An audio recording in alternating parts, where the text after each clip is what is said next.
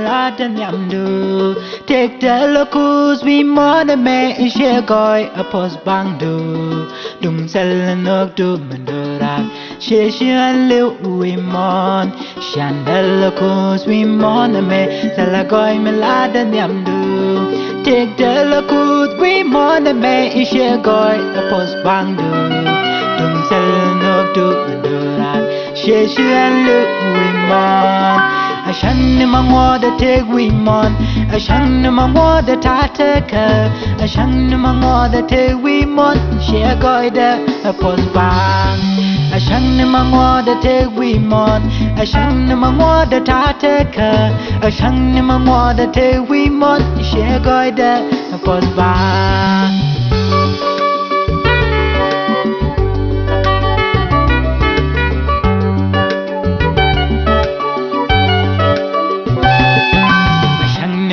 Shiran kudwar kusken shar nagde la gangye re gwan dial tinjal re moswa dung sel nok tu mandoran she shiran le uimon ashang me shiran kudwar kusken shar nagde la gangye re gwan dial tinjal re moswa dung sel nok tu mandoran she shiran le uimon I shan't more the take we mon.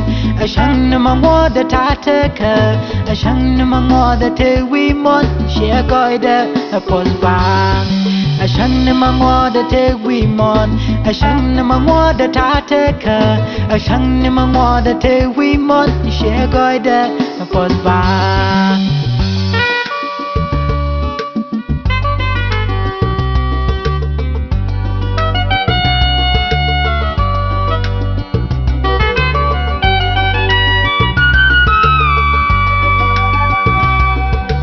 Timia guadun shadwer sheshang tadwerika La timia re guan dialatin jalare moswa Dung sel nok du mandorat sheshan le uimon La timia guadun shadwer sheshang tajangnika La nyudia kwai loy du kus kanok du kalokus Dung sel nok du mandorat I shan't we mon. I shan't more the take we mon.